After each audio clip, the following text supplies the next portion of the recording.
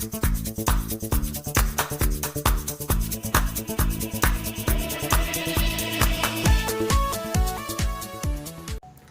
all, welcome back to my channel Gateway to Computer Science. Today's topic of discussion will be process versus thread. Okay, this is a very important topic with respect to university level exam. It will be mostly asked. The difference between process and thread will be mostly asked. So pay attention to this topic as well. So what is process? Process is a program under execution. Whenever a program is getting executed, it is known as process. So what is thread? Thread is a part of process.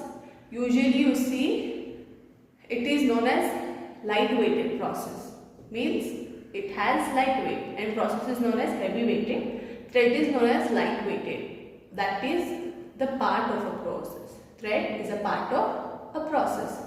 Okay. So we will understand few differences between process and thread. Before that, first understand. Here, when you tell thread is a part of process, so there will be one process and there can be multiple threads within the process. So these threads will share this address space, and they will share all these values, descriptor values and everything, but they'll have their own registers and stack. Okay, they will share the data and the code, but they'll have their own registers and own stack. Okay, thread will have their independent registers and stack, but they will share the processes, data and code and space. Okay, now we'll understand the difference between process and thread. Okay, as I told earlier, whenever you want to create the process, you need system call. So system call is involved in the process.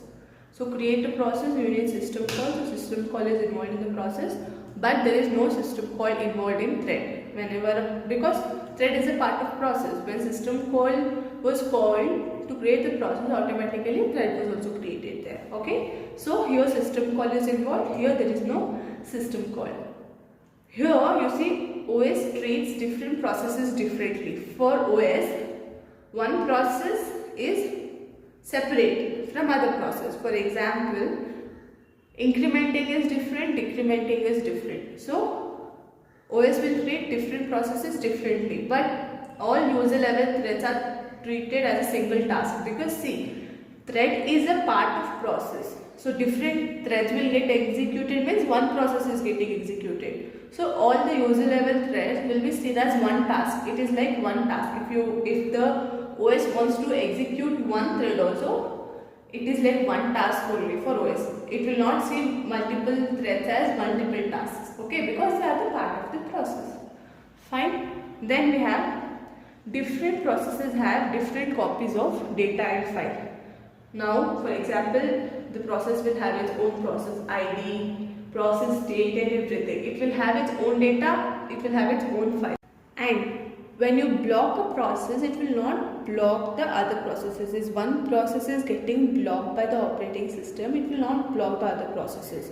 Other processes will get executed. But here you see, when you are blocking a thread, it means you are blocking a part of process. So what happens is, one thread, for example, if you take one instruction to be one thread, what will happen is, if that one particular instruction is not executing, it cannot go to the next instruction. So what happens is, the entire process will be blocked when the thread is blocked. And here see, processes are independent. They are not dependent on other process for its execution. They have their own execution and they are not dependent on anyone. But when you see about thread, they are interdependent. They are dependent on other processes for its execution. I mean, they are dependent on other threads for its execution.